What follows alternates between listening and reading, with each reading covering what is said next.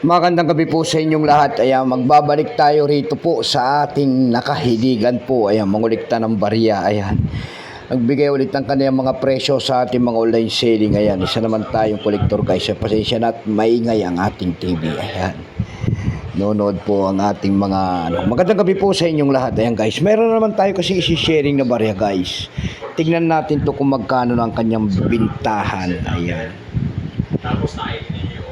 Ayan po, 2 pesos po, year 1891 hanggang 1991. Ayan, commemorative type guys na 2 pesos. Ayan. Ayan.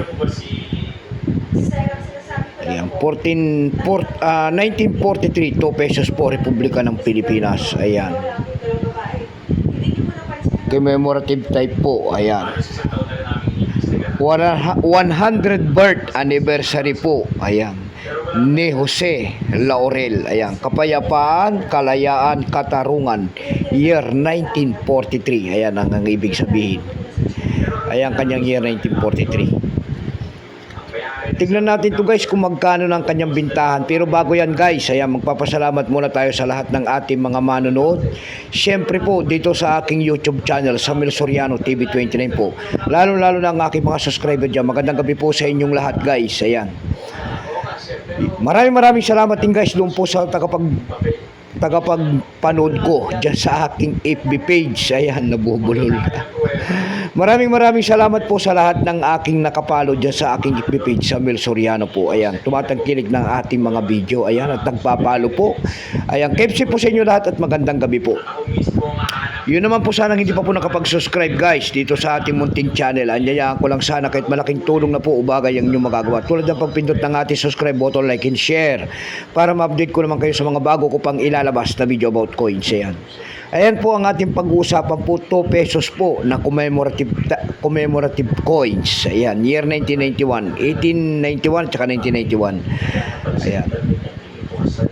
Value po nito guys ay 2 pesos po. Currency piso 1967, up to date po. Kung ano materialis ang ginamit sa barya na yan. Yan po ay copper nickel. May bigat lamang itong 12 grams. May haba itong 31 mm. May kapal po naman ng 2 mm. Orientation po ay medal alignment. Shape po niyan ay diagonal po, 10-sided kung tawagin nila. Itinigil naman ang paggamit sa barya na yan noong January 2, 1998, demonetize po. Number NDAS 15980, reference number KMDAS 256. Ayan. Siya po si Jose Laurel. Ayan. Ito pong year 1991 guys na ito po ay issue in 1992. Ayan, kung tawagin nila. Ayan, wala pa pong percent yan guys. Pero may presyo yan. Ayan, binigyan na po ng presyo ng ating mga kolektor doon po sa ating numista. Yung kanya extra pen po may halaga yan na 96 pesos. May presyo po. Yung kanya almost uncirculated ay 96 din. Dako naman tayo sa kanyang price doon sa ating ev.com. Ayan. Tumingin tayo doon kasi kung may mga nagbebenta na nito. Nakakita naman tayo nagbebenta doon guys ng $14.95.